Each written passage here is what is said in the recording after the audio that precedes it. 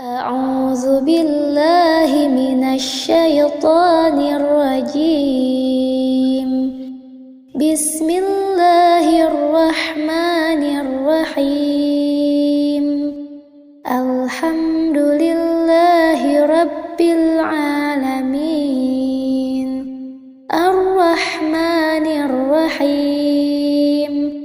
مالك يوم الدين. إياك نعبد وإياك نستعين. اهدنا الصراط المستقيم. صراط الذين أنعمت عليهم غير المغضوب عليهم ولا الضالين. رب اغفر لي ولوالدي وللمؤمنين آمين. رب اشرح لي صدري ويسر لي أمري واحلل عقدة من لساني يفقه قولي. يا فتاح يا عليم افتح لنا بابنا بالقرآن العظيم. نصر من الله وفتح قريب وبشر المؤمنين. اللهم نور بكتابك بصري وأطلق به لساني واشرح به صدري واستعمل به جسدي بحولك وقوتك. فإنه لا حول ولا قوة إلا بك. وإنه لا حول ولا قوة إلا بالله العلي العظيم.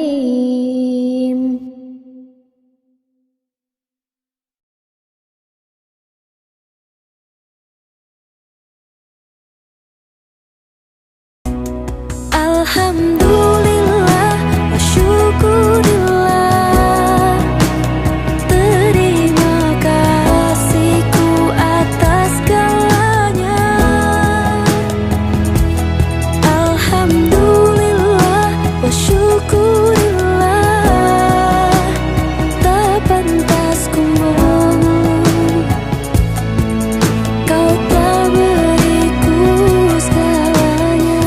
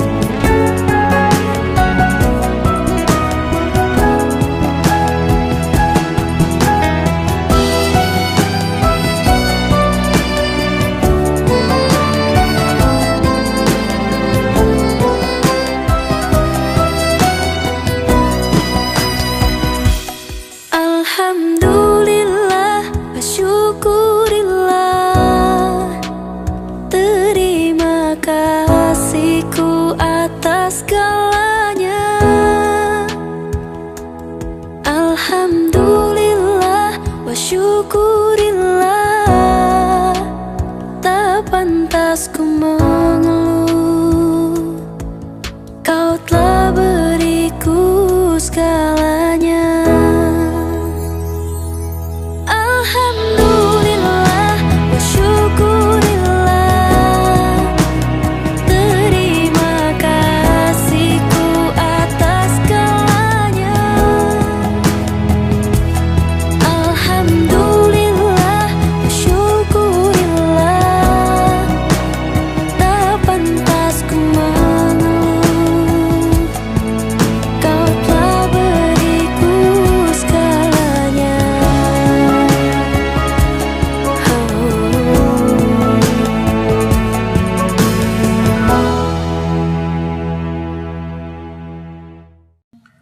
Kita lanjutkan macam-macam puasa wajib.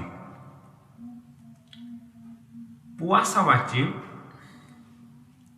yang pertama adalah puasa Ramadan.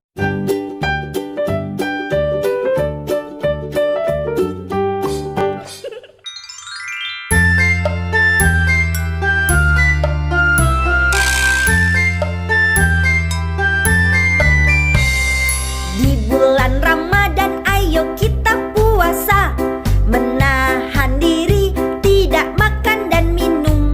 Dari terbit fajar sampai surya terbenam, menjalankan puasa karena perintah Allah. Hey, yo ayo ayo ayo ayo ayo ayo, yo ayo ayo ayo kita berpuasa.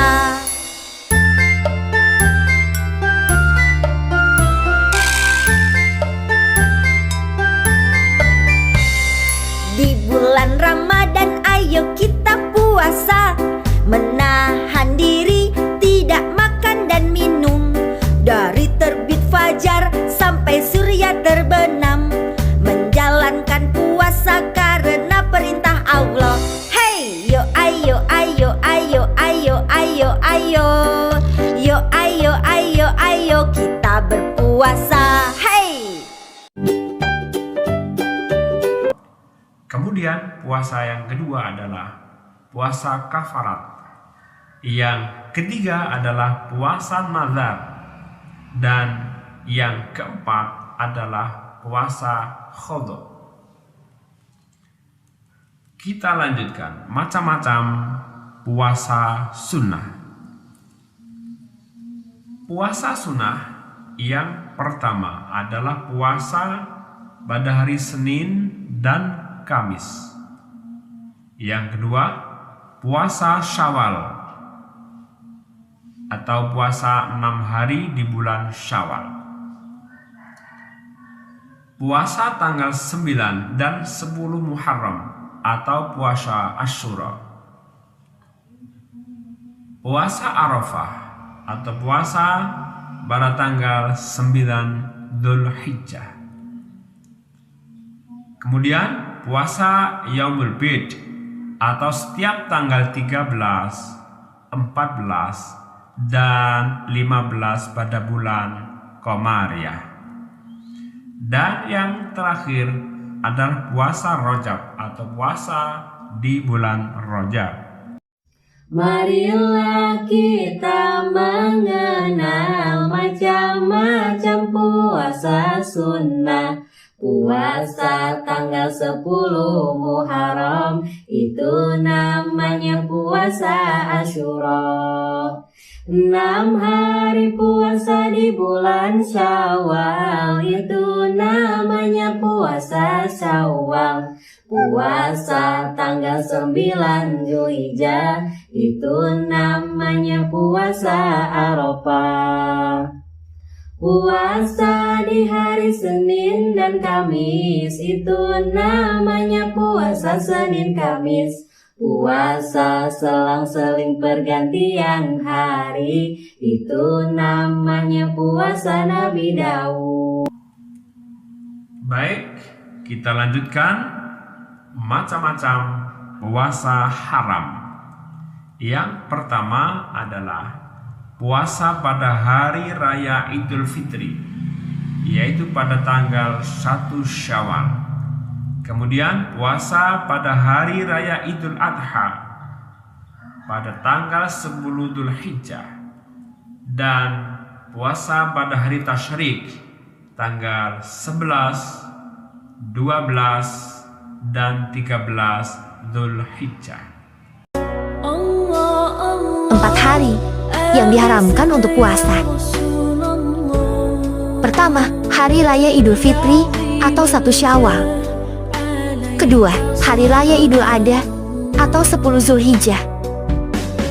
Ketiga, Hari Tasyrik atau 11, 12, dan 13 Dzulhijjah. Keempat, Hari Syak atau 30 Syaban. Berikutnya adalah hal-hal yang disunnahkan dalam berpuasa.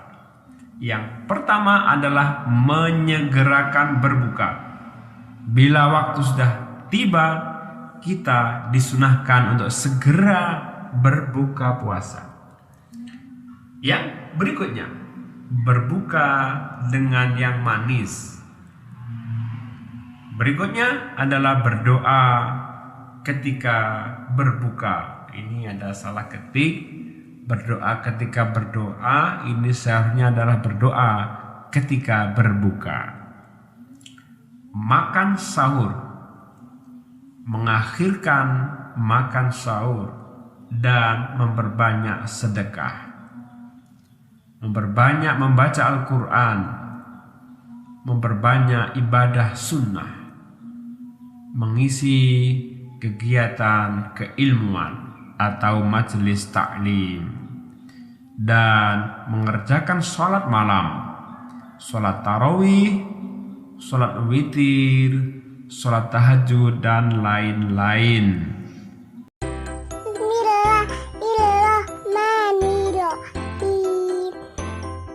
Lagu anak sunnah puasa.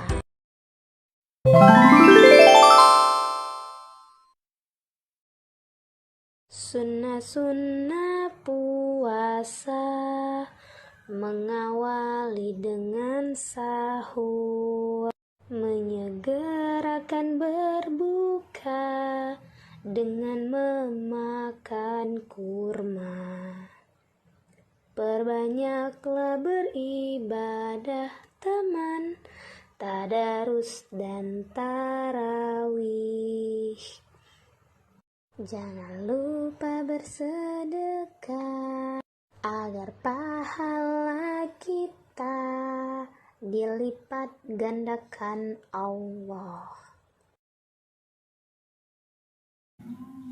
Kemudian, hal-hal yang menghilangkan pahala puasa. Yang pertama adalah berkata bohong. Ini akan menghilangkan atau mengurangi daripada pahala puasa.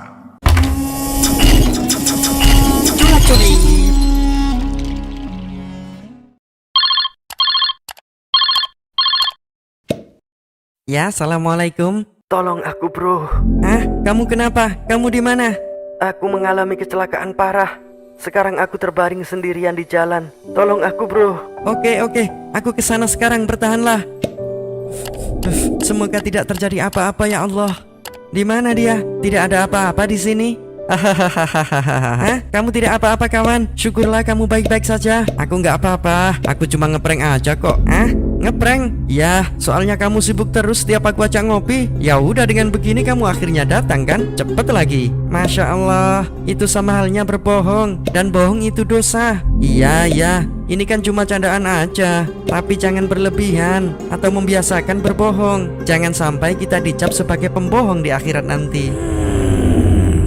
Inikah orang yang biasa berbohong semasa hidupnya? Tolong jangan siksa aku. Diam kau. Culap, pegang dia. Asyap. Sakit. Tolong, sakit. Dengar, jangan sekali-kali melakukan kebohongan lagi. Iya, tapi aku hanya bercanda. Ingatlah, setiap dosa besar itu selalu diawali dengan hal-hal kecil, iseng, bercanda, coba-coba. Tapi lama-kelamaan, syaitan akan membuat tipu daya dengan membuatmu nyaman melakukan kemaksiatan. Baiklah, tolong lepaskan aku. Setelah banyak melakukan kebohongan, kamu minta dilepaskan. Tunggulah sampai dosa-dosa bohongmu habis di neraka. Ya! Terima kasih bro, kamu sudah mengingatkan aku. Sama-sama. Mulai sekarang jangan coba-coba membuat candaan dengan hal-hal yang salah. Baik bro. Jauhkanlah diri kalian dari kebohongan, karena sungguh kebohongan itu menunjukkan kepada kefasikan, dan sungguh kefasikan itu akan menunjukkan kepada neraka. Seseorang yang selalu berbohong dan tetap dalam kebohongan hingga ia ditulis di sisi Allah sebagai seorang pembohong. Yang kedua adalah ghibah atau membicarakan kejelekan orang lain. Culap-culip. Dan janganlah menggunjingkan satu sama lain. Adakah seorang di antara kamu yang suka memakan daging saudaranya yang sudah mati? Maka tentulah kamu merasa jijik padanya. Dan bertakwalah kepada Allah. Sesungguhnya Allah Maha Penerima Taubat lagi Maha Penyayang. Pagi-pagi sambil ngopi. Mantaps. Apalagi sambil buat status. Nih, kenalin tetangga gue. Dia hobi banget pamer-pamer perabotan baru. Padahal tiap hari beli beras di sini ngutang. Seruput lagi kopinya. Mantap.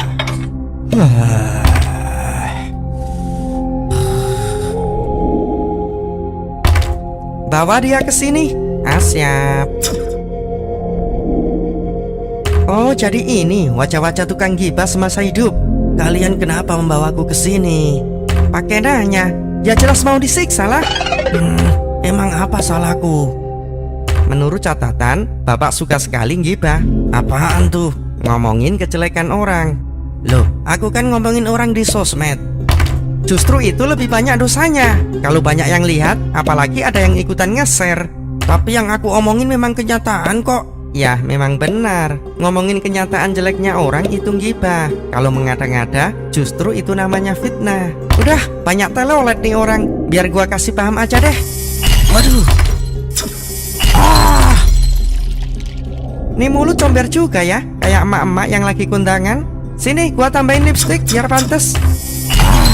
Please, stop dulu. Aku nggak kuat, lapar banget. Mau makan? Iya, beri aku makanan, aku lapar. Oke, kasih dia makanan. Nih, silakan. Apaan nih? Ini bangkai busuk, bukan makanan. Ya, seperti itulah. Menggunjing atau gibah sama halnya memakan bangkai saudaranya. Cepat makan, katanya tadi lapar. Tidak, aku tidak mau. Tidak. Mimpi apa barusan? Aku tidak mau disiksa dan makan bangkai tetanggaku. Aku harus menghapus statusku barusan. Ayo cepat. Kemudian berbuat maksiat. Kemudian hasud. Tidak senang melihat orang lain mendapat nikmat atau mendapat kebahagiaan. Dan senang melihat orang lain rugi atau menderita. Curi.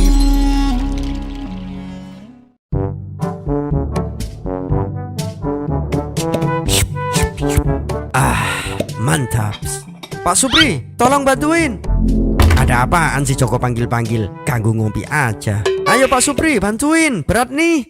Waduh, beli TV baru segede itu. Kok bisa ya? Padahal kan aku yang kerja keras dan rajin berdoa. Harusnya kan aku yang mampu beli itu duluan, bukan dia. Ayo, kok malah bengong? Iya, bentar. Pokoknya gimana pun caranya, dia harus gagal memiliki TV itu. Iri, bilang bos. Hah? Kamu siapa? Yaelah, masih nanya. Masa nggak tahu siapa aku? Enggak, emang siapa? Makanya, jangan kepedean Culip. Kita adalah penjaga hatimu.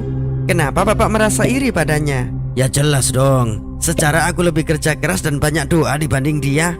Nah, ini nih yang bikin sifat iri itu dibenci oleh Allah. Emang kenapa? Karena dalam sifat iri itu selalu menganggap dirinya lebih baik dan lebih pantas menerima nikmat Allah daripada orang lain. Apalagi udah iri masih pakai dengki, itu lebih parah lagi. Maksudnya, karena sifat dengki itu selalu mengharap agar nikmat orang lain dihilangkan. Dengar tuh, jangan sampai menyesal jika kelak justru pahalamu yang akan dihilangkan. Benarkah? Jagalah dirimu dari hasad, karena sesungguhnya hasad merusak kebaikan. Sebagaimana api yang memakan kayu bakar.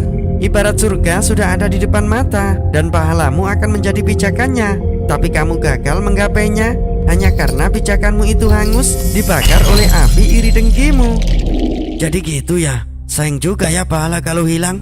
Makanya jauhi sifat iri kepada sesama. Tapi kalau iri dalam hal kebaikan bagaimana? Nah, kalau itu bisa jadi boleh, dengan tujuan memotivasi diri agar menjadi orang yang lebih baik. Tidak diperbolehkan iri hati kecuali terhadap dua orang. Orang yang dikaruniai ilmu Al-Quran oleh Allah, lalu ia membacanya malam dan siang hari. Dan orang yang dikaruniai harta oleh Allah, lalu ia menginfakkannya malam dan siang hari. Dan yang terakhir adalah namimah atau suka mengadu domba. Berikutnya adalah orang yang boleh tidak melaksanakan puasa. Yaitu yang pertama adalah orang yang sakit. Karena takut semakin parah sakitnya, maka orang yang sakit tersebut boleh tidak berpuasa dan menggantikan pada waktu yang lain di luar bulan Ramadan.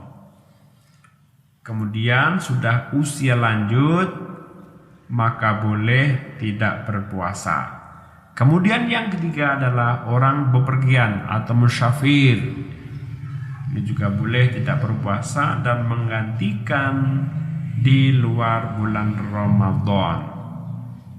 Yang keempat adalah ibu hamil atau menyusui karena takut ada efek yang negatif kepada anaknya, maka boleh tidak melaksanakan puasa.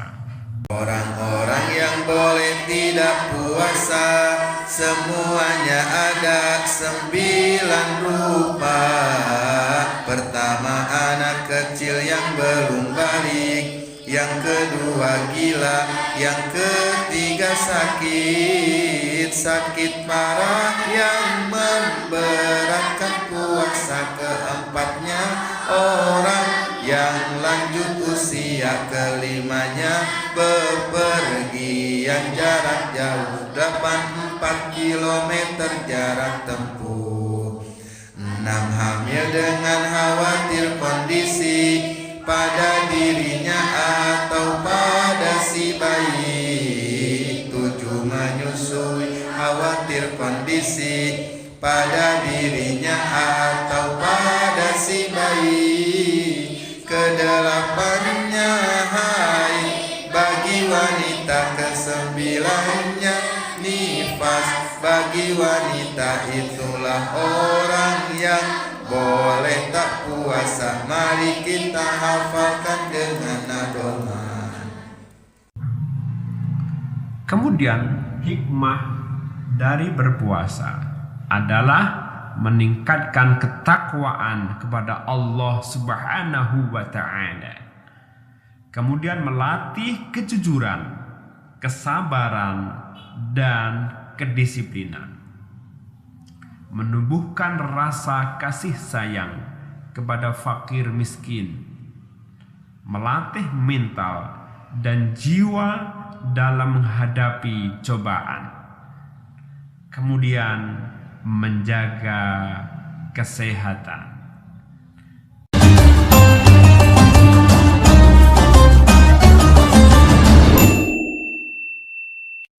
Joni, Jona, bangun. Ayo sahur dulu nak. Iya bu. Bapak, bangun. Yuk sahur dulu. Susah banget dibangunin. Gak ada cara lain nih. Halo, culap-culip. Siji, loro, telu.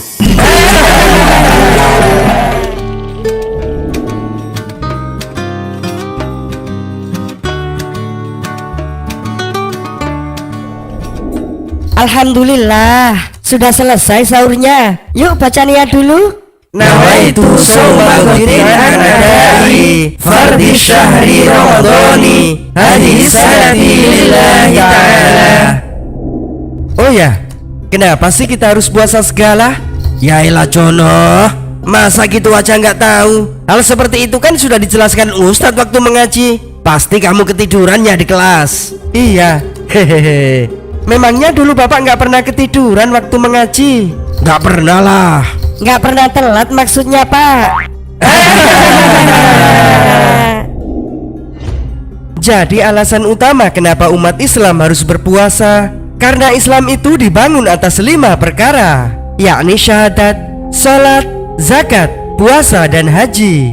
Ini yang kemudian kita kenal dengan rukun Islam. Kemudian puasa juga merupakan wujud ketakwaan seseorang, sebagaimana firman Allah dalam surah Al-Baqarah ayat 183, bahwa umat Islam diwajibkan berpuasa agar mereka bertakwa. Oh pantesan, waktu puasa baju takwa laris banget. Maksudnya bukan itu, Joni. Selanjutnya manusia tentu tidak lepas dari dosa. Nah, dengan berpuasa semata-mata karena iman dan berharap pahala dari Allah, maka dosa-dosanya yang lalu akan diampuni. Terus balasan bagi kita yang ikhlas menunaikan puasa apa? Allah telah menyediakan pintu surga khusus bagi mereka yang rajin berpuasa. Pintu surga itu bernama Ar-Royan, yang hanya bisa dimasuki oleh orang-orang yang berpuasa. Terus kenapa namanya Ar-Royan? Ar-Royan bisa berarti kesegaran atau kepuasan. Karena manusia sudah berusaha menahan nafsunya, maka kelak mereka akan dibalas dengan kenikmatan yang lebih besar dari apa yang sudah dia tinggalkan saat berpuasa. Jadi kalau kita puasa menahan haus dan lapar, berarti nanti tidak akan kehausan dan kelaparan lagi di sana. Cakep. Nah, bapak-bapak kan juga menahan hasratnya selama berpuasa. Berarti di sana disediakan bidadari juga dong. Ya dong. Cocok. Bapak! Jika engkau meninggalkan sesuatu karena Allah Azza wa Jalla, maka Allah akan mengganti padamu dengan yang lebih baik.